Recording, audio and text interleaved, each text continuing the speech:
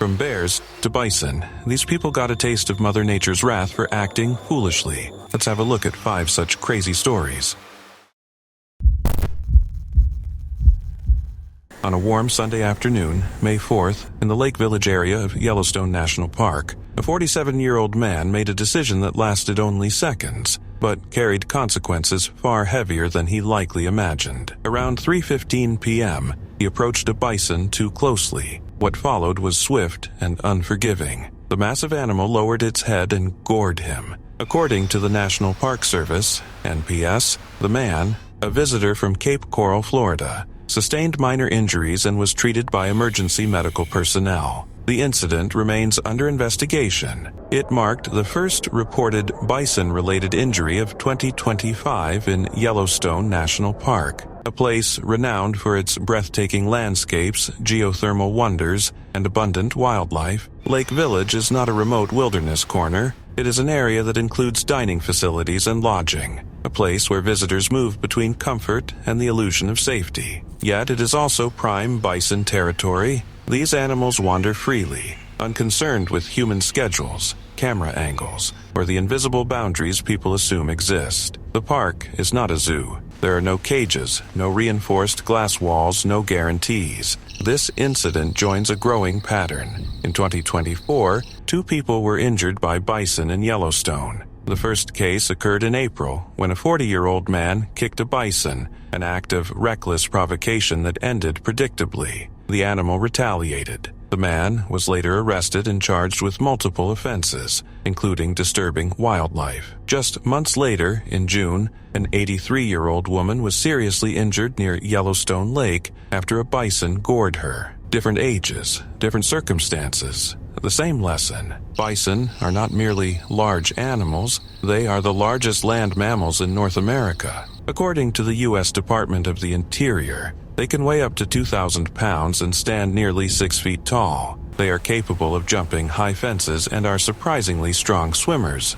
Perhaps most startling of all, they can run up to 3 times faster than humans. What appears slow and lumbering from a distance can become a charging force in an instant. Despite their size and power, bison are often misunderstood. Visitors see shaggy coats, calm grazing, and slow movements. They see an icon of the American West, a symbol stamped onto coins and woven into history. What they fail to see is the tension beneath the surface, the instinct to defend space, to protect calves, to react without hesitation when threatened. The NPS repeatedly emphasizes safe viewing distances. Visitors are advised to stay at least 25 yards away from large animals, including bison, elk, moose, deer, bighorn sheep, and coyotes. For bears and wolves, that distance increases to 100 yards. These guidelines are not suggestions meant to dampen adventure. They are boundaries written in experience, and sometimes in blood. Wild animals can be aggressive if people don't respect their space, the NPS stated. The warning is simple. The reality is complicated. Modern tourism has created a paradox. People travel to national parks seeking an authentic encounter with nature, yet many bring with them the habits of urban life, the urge to get closer, to capture the perfect photo, to step just a little nearer for a better story. The camera lens becomes a bridge that tempts them forward. But wildlife does not recognize selfies, hashtags, or viral ambitions. It recognizes proximity. It recognizes threat. Yellowstone is one of the few places in the United States where wildlife still roams largely unconfined. That freedom is precisely what makes it extraordinary. It is also what makes it dangerous. When humans forget that they are visitors, not the owners of the land, conflict becomes inevitable. The man injured on May 4th was fortunate. His injuries were minor. He walked away with a lesson rather than a tragedy. Others have not been as lucky. Each year, stories emerge of tourists underestimating the animals they encounter. And each year, the warnings remain the same. The bison did not break a rule that afternoon. It did what wild animals have done for thousands of years. It defended its space. The question is not why the bison charged. The more unsettling question is why, despite clear guidance and repeated incidents, people continue to test the boundary between awe and arrogance. The scream shattered the calm of an ordinary evening at the Wildlife World Zoo. Visitors who moments earlier had been drifting between exhibits suddenly turned toward the Jaguar enclosure, where a woman in her 30s lay on the ground clutching her arm, blood staining her sleeve. The Jaguar had reached through the barrier and slashed her. What happened next unfolded in two parallel narratives, one shaped by witnesses and first responders, the other by the injured woman herself. According to emergency crews, the woman had climbed over a protective barrier to get closer to the animal. The motivation, they were told, was a photo, the kind of up-close wildlife snapshot that turns into social media currency within minutes. Jaguars, however, do not exist for content. As she leaned into the animal's reach, the big cat extended a paw through the fencing and latched onto her arm with astonishing speed. She was taken to the hospital with deep lacerations that, fortunately, were not life-threatening. But the woman rejected the version of events circulating online. She insisted she had not crossed the barrier, only leaned over it. The distinction became central to her defense. In her telling, this was less an act of recklessness and more a failure of zoo design. A fence that, she suggested, was too close for comfort. If a jaguar could reach through, she argued, then anyone could. Witnesses described a frantic rescue. One bystander's mother shoved a water bottle through the cage in an attempt to distract the predator. The jaguar released its grip just long enough for the woman to be yanked backward to safety. The animal never left its enclosure. It did not escape.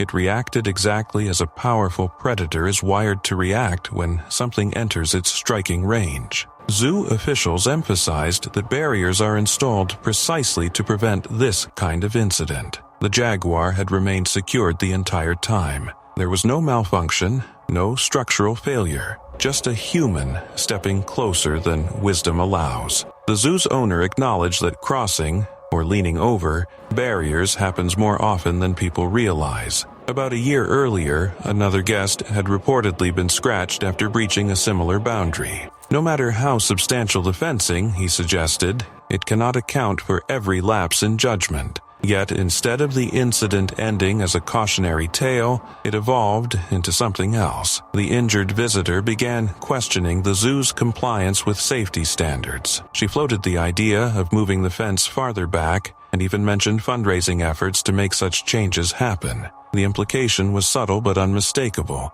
If she had miscalculated, it was because the environment had allowed her to. There is a familiar rhythm to stories like this. A person edges past a boundary, sometimes climbing, sometimes leaning, sometimes insisting the line was never truly crossed. When consequences follow, accountability becomes negotiable. The animal is scrutinized. The enclosure is questioned. Regulations are cited. The narrative shifts from personal decision to institutional blame. But jaguars do not understand debates about federal guidelines. They understand territory. They understand movement. They understand opportunity. As one of the most powerful big cats in the Americas, a jaguar possesses immense strength and reflexes. Its paws are built to grip and pull. Its claws are designed to pierce. Steel mesh may separate human and predator, but instinct does not dissolve behind fencing. If something enters range, the jaguar will test it.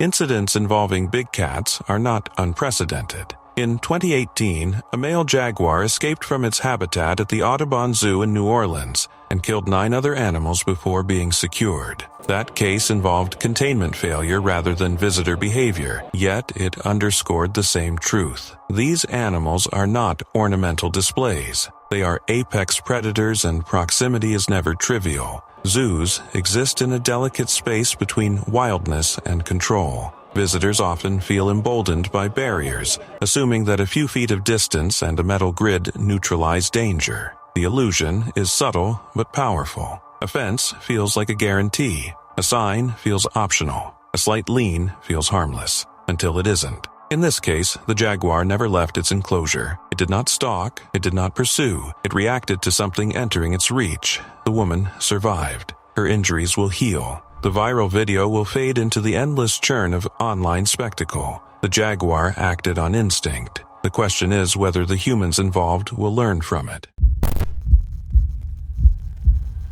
There's a haunting irony at the center of Grizzly Man, a film that chronicles devotion to nature, but ends in a brutal reminder that nature does not need devotion. Timothy Treadwell spent 13 summers inserting himself into the world of grizzly bears in Katmai National Park and Preserve, not observing from sanctioned platforms, not studying from a regulated distance. He camped among them, spoke to them, named them, scolded them, praised them, narrated their lives as though he had been appointed their spokesperson. To him, the bears were misunderstood friends. To wildlife authorities, they were 1,000-pound predators capable of killing with a single calculated swipe. For years, Treadwell acted as if rules were suggestions, as if posted warnings applied to tourists, not to someone who believed he had formed a spiritual contract with the wild. Rangers warned him repeatedly about proximity. Experts cautioned that habituating bears to human presence could be disastrous. He dismissed them. He believed he understood the animals better than the system designed to protect both them and him. There is something unmistakably familiar in that mindset. The conviction that personal intention overrides established boundaries. That passion exempts you from protocol. That the rules are too rigid, too cautious, too bureaucratic, and you alone see the bigger truth. By October 2003, Treadwell and his girlfriend, Amy Huguenard, had pushed their stay later into the Alaskan season than usual. Food sources for the bears were dwindling. The animals were entering a desperate pre-hibernation phase, leaner and more volatile. The couple also relocated to an area less familiar to Treadwell, territory occupied by bears that had not grown accustomed to his presence. Still, he stayed. According to state trooper reports, a large male grizzly entered their campsite. What happened next was not a cinematic struggle between man and beast. It was swift, violent, and irreversible. Treadwell and Huguenard were killed and partially consumed. The camera was running, but the lens cap was on. Only audio captured the attack. When director Werner Herzog later listened to that recording while making Grizzly Man, he was visibly shaken. He urged that it never be heard publicly. Even secondhand, the sound of nature correcting human arrogance was unbearable. The details matter. Treadwell was not attacked while hiking unknowingly through bear country. He was not surprised by wilderness he didn't understand. He had spent over a decade deliberately embedding himself in predator territory. He rejected carrying firearms for protection. He rejected electric fencing. He rejected the cautious distance that wildlife professionals insist upon. He believed the bears accepted him. This time, one did not. The pilot who arrived the next day to pick them up saw a bear near what appeared to be human remains. There was no dramatic chase, no moral lesson delivered by thunder or lightning, just instinct meeting intrusion. Nature does not grant exclusive relationships. The grizzly that killed him was not malicious. It was not retaliating against interference. It was behaving exactly as a starving, wild predator behaves when an opportunity presents itself. Treadwell had built a narrative in which love could override biology. The bear did not participate in that narrative. For 13 summers, Treadwell's gamble paid off. That success likely reinforced his certainty. Each year without incident became proof that the experts were overly cautious. Each close encounter validated his self-appointed role as mediator between species, until it didn't. His death remains one of the most infamous bear attacks on record, not because it was random, but because it was predictable. The wilderness did not betray him. It did not change its rules. It simply enforced them. In the end, Timothy Treadwell wasn't destroyed by hatred from nature. He was undone by his refusal to respect it. The bears were never his friends. They were always bears. In a quiet village in the eastern Czech Republic, a man who insisted on living by his own rules met the kind of consequence no authority could talk him out of. Michael Prasek, 33, kept a full-grown male lion and a lioness in homemade enclosures behind his family home in Zdechov. The 9-year-old male had been purchased in 2016. The lioness added later for breeding. What began as an unconventional hobby quickly became a neighborhood spectacle and a growing source of alarm. Residents had long voiced concern. Lions are not backyard pets. They are apex predators built for savannas, not suburban fencing. But Prasek dismissed the criticism. He pushed forward with his private breeding ambitions despite being denied planning permission to build the pens. Authorities fined him for illegal breeding. He treated it as an inconvenience rather than a warning. When officials attempted to intervene, they ran into a wall. Prasek refused access to his property. Without clear evidence of animal cruelty, and with limited facilities available in the Czech Republic to relocate the big cats, authorities found themselves in a frustrating stalemate. The lions remained where they were, in makeshift enclosures, steps away from neighboring homes. There was a defiant edge to the entire situation. While most people might interpret zoning laws and fines as signals to reconsider, Prasek appeared to double down. The lions were his.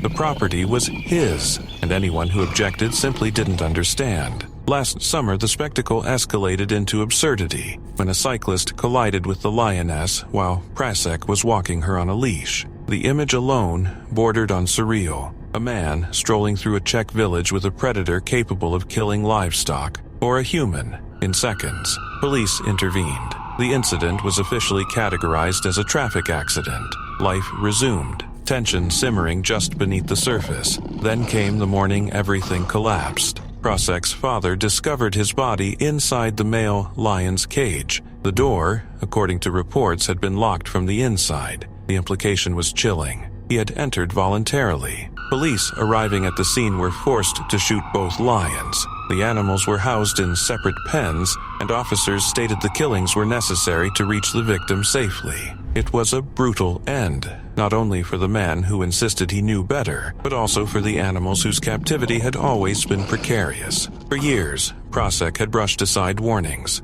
Planning authorities said no. He built anyway. Officials fined him. He resisted oversight. Neighbors worried. He persisted. The narrative followed a familiar rhythm. The belief that personal passion outweighs collective safety, that rules are bureaucratic overreach, that expertise is optional. There is a particular mindset that surfaces in stories like this, the conviction that one's individual vision supersedes regulation, that authorities are meddling, that neighbors are overreacting, that criticism stems from ignorance rather than legitimate concern. But lions do not respond to stubbornness. They do not respect property lines or personal pride. A 9-year-old male lion weighs hundreds of pounds and possesses the jaw strength to crush bone. Instinct does not pause because someone feels confident. Details of the attack remain limited. What is known is that Prasek entered the enclosure. What is known is that he did not leave alive. In the aftermath, the mayor of Deshov expressed hope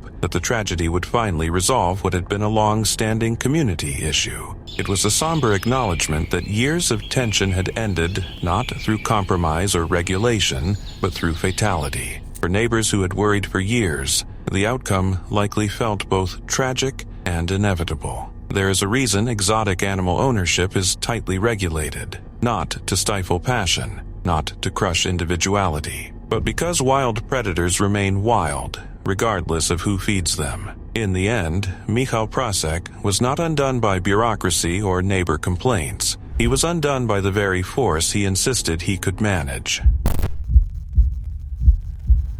In May, along the swampy edges of Lake Naivasha in central Kenya, two friends stepped into waters that never truly belonged to them. George Mwara and his close friend Babu had made a routine of it. They couldn't afford a boat, so they waded chest-deep into the lake each morning to check their fishing nets. Tilapia, carp, catfish, whatever had swum in overnight became their livelihood. It was a simple system built on patience, something Babu was known for. He had taught Mwara how to wait, how to read the water, how to trust that the catch would come. That morning, they noticed the hippo early, just the ears and eyes breaking the surface, the quiet warning sign of one of Africa's most territorial animals. Hippos may look slow and almost cartoonish from a distance, but in reality they are fiercely protective, capable of outrunning a human on land and crushing bone with jaws that open nearly 180 degrees. The men did not retreat. Instead, they struck the water with a stick to drive it away. Noise as negotiation, an attempt to tell a multi-ton animal that this particular patch of lake, its lake, was temporarily theirs. The hippo submerged and drifted off. For many people, that would have been enough of a message, a reminder that they were standing in the territory of a creature responsible for more human deaths in Africa each year than lions.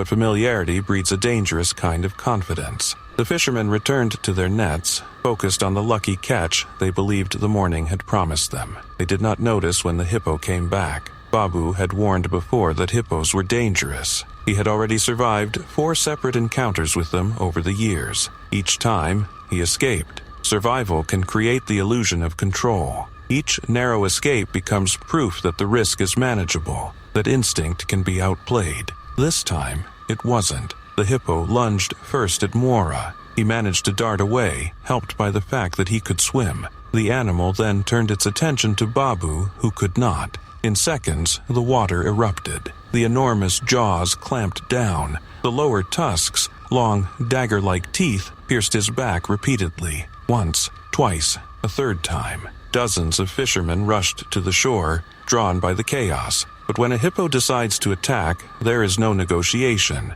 no heroics, no dramatic rescue. A hippo does not attack out of cruelty. It attacks to defend space, to remove what it perceives as intrusion. When the men finally waded back in, Babu was already dead. There is a harsh truth embedded in tragedies like this. Lake Naivasha is not a fishing dock or a managed marina. It is a living ecosystem. The swampy shoreline is hippo territory. Feeding ground, resting ground, pathway. Humans who enter it are not partners in coexistence. They are guests, pushing the boundary of tolerance. Moira described the pain of witnessing his best friend's final moments. The image stayed with him, and yet, just days later, he returned to the same waters to fish. The hippo did not act maliciously. It acted instinctively. It defended what was always its domain. Humans stepped into that space believing they could manage the risk, believing they could shoo away a creature built for dominance in those waters. In the end, the lake reminded them who truly owns it.